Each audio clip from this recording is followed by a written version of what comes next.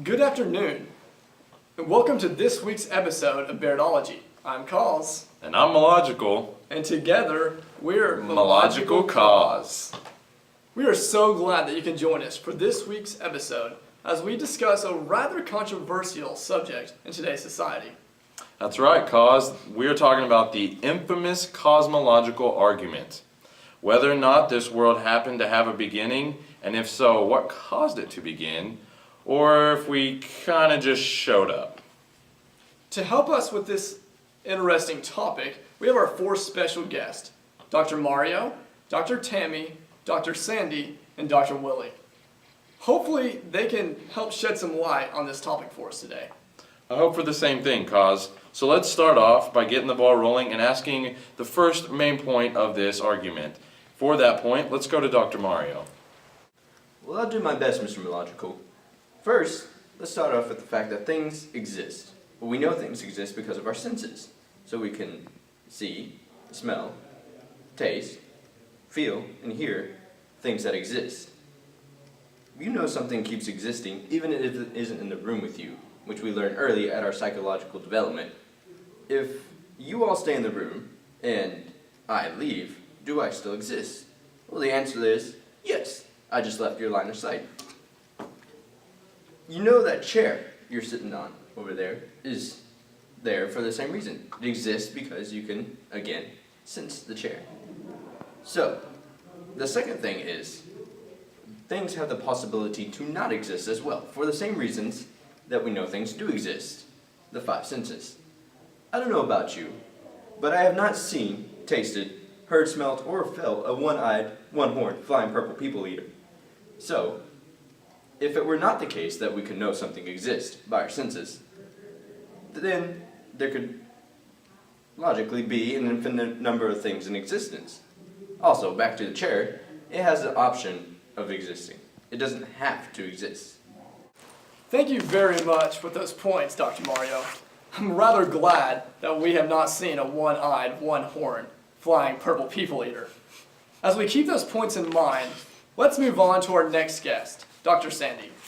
So, Dr. Sandy, do you think you could help expand on those points a little bit? Why, yes, of course I could. I'll just pick up right where Dr. Mario left off. Whatever has the possibility of not existing, but in fact does exist, it has been caused to exist. Now, I know that seems like a mouthful at first, but bear with me, and I will do my best to explain it.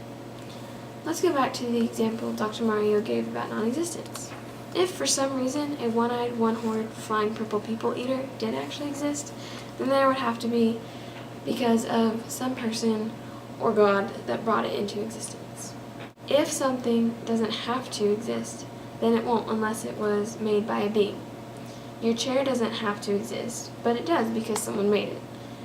Someone brought it into existence. Adding on to that, something cannot bring itself into existence, since it must actually exist to bring itself into existence, which is illogical. It doesn't make sense for something to bring itself into existence because it would have to exist in order to do anything at all. The floor didn't make itself, and it's not possible for me to have made myself. I would have to be here in order to make myself. It's just not logical. Yeah, that doesn't seem really logical to me either. But thanks for expounding on that point. Now, as we get farther along in the argument, it's getting a little bit more confusing, but I'm thinking maybe getting the whole picture will make it easier. So in order to do that, let's move on to our next guest, Dr. Willie. Dr. Willie, what do you think the next few points in the argument would be? Well, the first point I have sounds kind of difficult to understand, but it really isn't. The point is that there cannot be an infinite number of causes to bring something into existence. Think about it. If there's an infinite number of causes for making something, then there really is no cause. This leads me to my next point, which deals with infinite regressions. For one of those to exist, there has to be a chain of proposed causes in which each cause requires something exactly the same to first cause it. An infinite regression of causes ultimately has no initial cause, which means there is no cause of existence.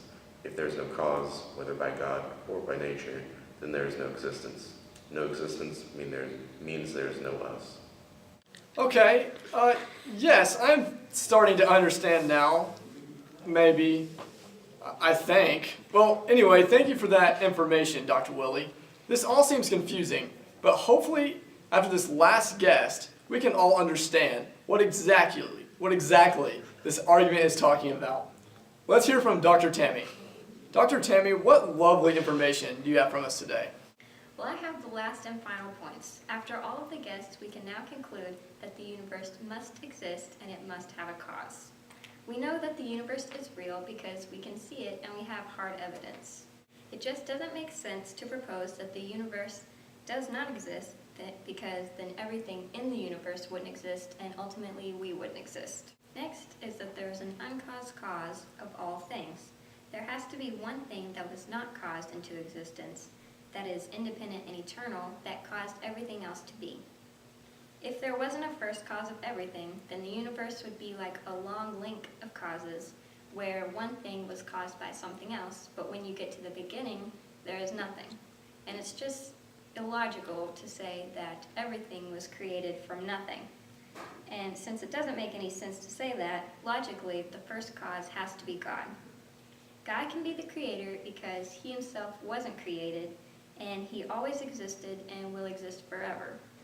It is near impossible for us humans to wrap our minds around that concept, but we can understand it and see that that is true from the beauty and intricacy of our everyday lives. It doesn't seem very likely that something, especially something as huge and complex as the universe, was just caused out of nothing. So that right there seems to conclude that God is the uncaused cause of all things. Thank you.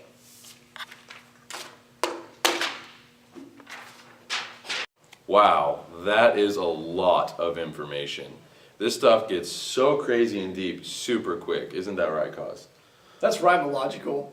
This stuff is confusing. I know, man. But hey, let's review back and see if we can't get the main points of what they said so we can understand it a little bit better. The first point is things exist. Second is it is possible for those things not to exist.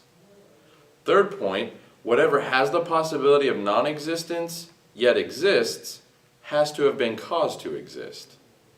Fourth, something cannot bring itself into existence, since it must exist to bring itself into existence, which is illogical. The fifth point would have to be there cannot be an infinite number of causes to bring something into existence. Sixth, an infinite regression of causes ultimately has no initial cause, which means there is no cause of existence.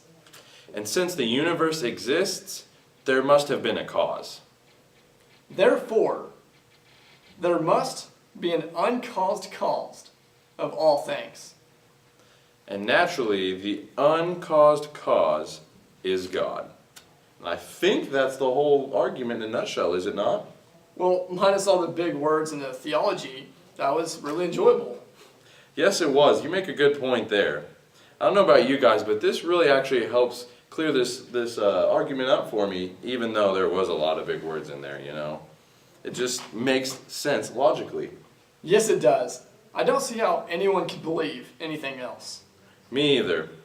But it's time to say goodbye to our guests, so let's give them a round of applause and thank them for being on the show tonight to help us understand this topic. They were a really good group, weren't they? Yes, they were. They were lovely. They knew what they were talking about, too. They did. And they made it really easy to understand. Which, with this topic, is a really hard thing to do. That's very true. It's a powerful thing. Well, we thank you all for watching this week's episode of Bairdology. Join us next week as we tackle the idea that sex is the only thing that brings men and women together. That's right. Stay classy, just like Dr. Baird. And good night, Edmund. It was a one-eyed, one-horned, flying purple people eater, one-eyed, one-horned, flying purple people. Yeah, I've already thought about it. Okay, just making sure you're on the same page there. Oh, we're recording? Yeah.